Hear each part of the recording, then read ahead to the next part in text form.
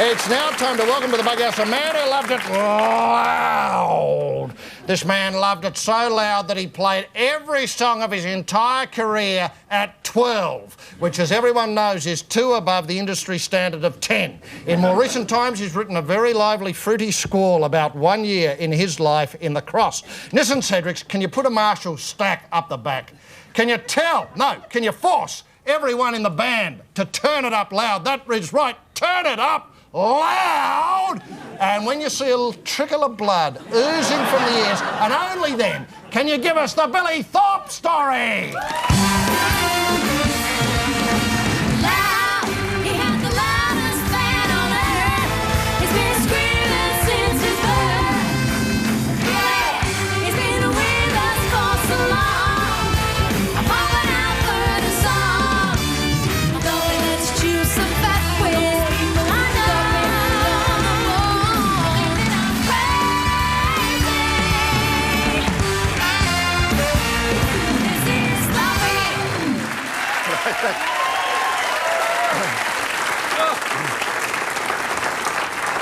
Now, Bill, with the news this week that the Seekers are reforming, surely you've got to come out on the show tonight and say, yes, the Aztecs are back. They never really went away, but we're going to reform one of the classic lineups. We're going to do Sunbury again. We're going to do the 3-album set again. We're going to do Oop Poop Padoo for 45 minutes instead of a measly 25 like we used to do. Surely you can come out now and tell us it's all going to happen. I did it in '94, mate. But it's 1997, there's a new audience here, Bill. They want to hear it. They haven't been exposed to Oop Poop Padoo for 25 minutes, let alone 40. Well, yeah, it's, I mean, we did it in '94, it was a lot of fun. Once is enough. Right. I mean, it's hard to get them out of their wheelchairs, mate, Yeah. Look, which was your favourite lineup, since we were thinking about putting one together? Which Aztec lineup was your favourite, and which was the loudest, more importantly? Well, probably the one that you and Roy were in, Yes, yes, that was loud. Most of them backstage, How is your hearing? Yes. Billy, are you deaf? How is it? Did you ever have it tested? Yeah, I had a test a couple of years ago. I'm a little deaf in one ear, because I used to play like that all the time, but I'm all right. You're all right. Look, to do this properly, we should have a look at you in action. One of my favourite Aztec lineups. Here it is, singing Sick and Tired. Girls screaming everywhere. You take over there. Have a look at this. This is... Then we get the obligatory stage invasion in a minute, carefully staged by the police, mate. Hope you can see that. That'll be good if we can see these people up out of their chairs.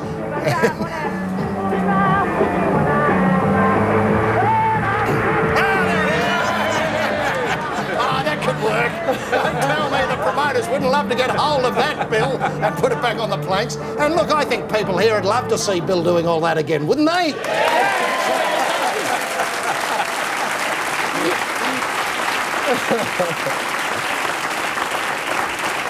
Now, with the, we should come to the reason why we really got you on is to talk about the novel.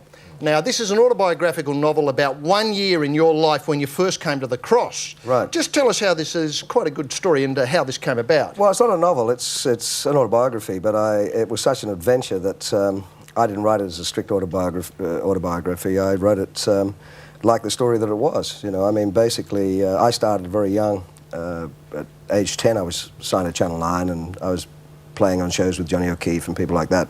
I came to the Cross in 1963 when I was just 17 and met a bunch of guys at a city called the Aztecs. And from 1963 to 1964, we went from obscurity to playing to 60,000 people a night, It was an incredible time, and I'd done a lot of promotion for that Lock Up Your Mother's album with the Aztecs in 1994 and done a lot of interviews, and people really didn't know too much about the era, and 60 Minutes did a piece on me, and I got an offer for an autobiography from all the major publishers, and I started thinking about writing, and when I got to the Cross, it just poured out. It was just a great time. Yeah. Bill, it is an extraordinary story, and I believe there is talk of it being turned into a film. Yeah. A film treatment. Now, can I suggest, Bill, that if this was to be made a film, the only way the public could get to see it is if they ordered it through Fishwick.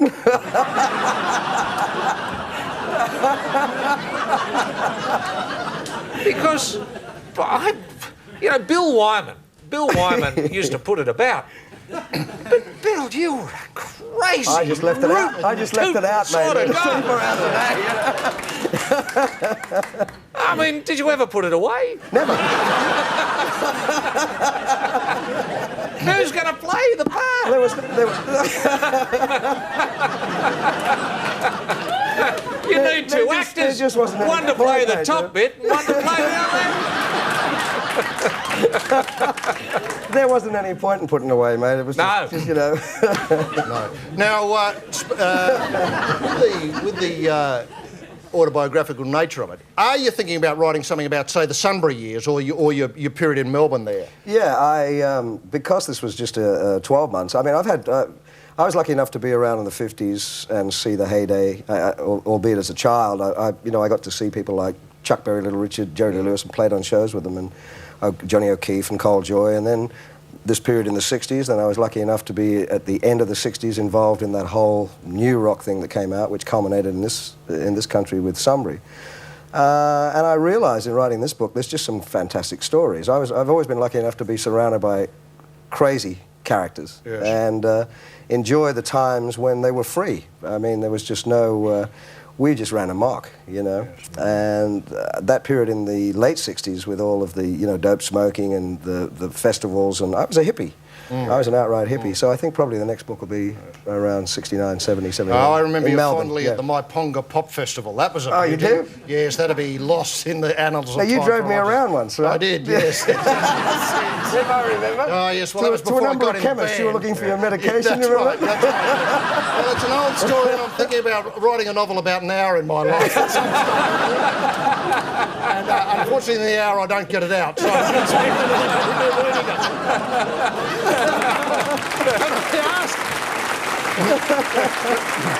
Can I ask you a question about the music business? Obviously, the styles of music change radically and fashions come and go, but do the same people pull the strings in Australia behind the scenes? Researching the interview, we had a look at a lot of you footage which I can describe you whinging badly about the Australian music business and the hand that was dealt to you in the Australian music business. I'm just wondering if you come back, as you have over the last 20 years from LA, and find the same people in management, the same people in official positions, largely doing the same things? To a degree. A lot of the people that are now in positions of power started off around this, basically the late 60s, early 70s. Yes. People like Michael Gudinski with Mushroom Records and Michael Chugg.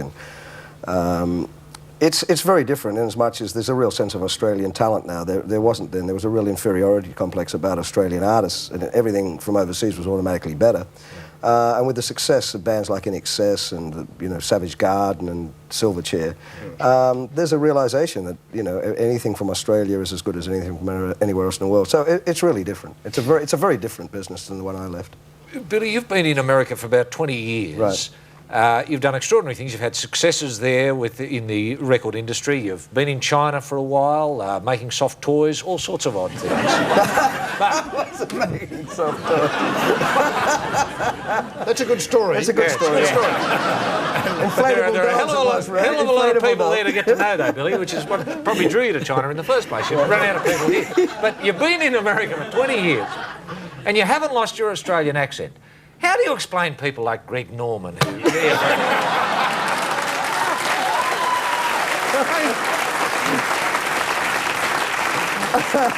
How did you keep your Australian accent? I can't, mate. I mean, like Rick Springfield. I mean, Rick. Rick and I were mates in the late '60s, and Rick has got the very heavy American accent. How you doing, Bill? Does it drive you crazy? I don't know. Well, I spent a lot of time in the South and my touring in the late '70s, early '80s, and most of my crew was from the South. I started talking a little bit like, how you doing? Did you?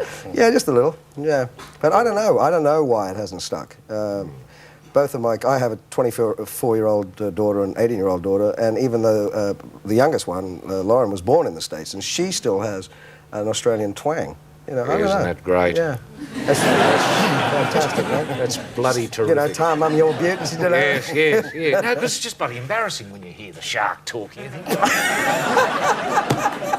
where have you come from, fella?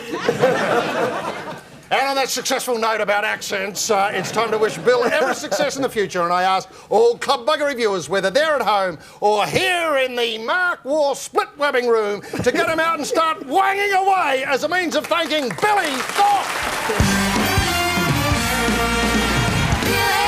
It's been with us for so long. I'm pumping out word of song.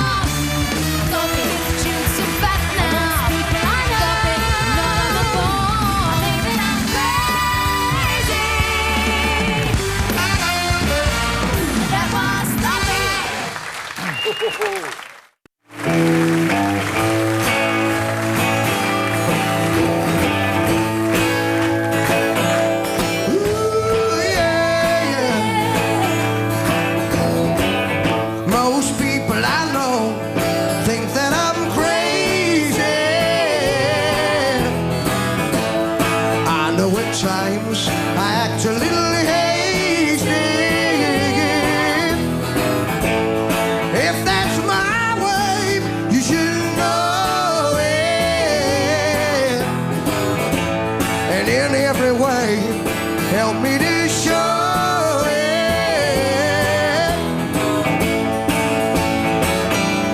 Ooh, yeah, yeah. For most of my life, I lived a delusion. Material gain caused me confusion. But slowly in time, I felt that my place is to tell all that I mean, the glory that God is.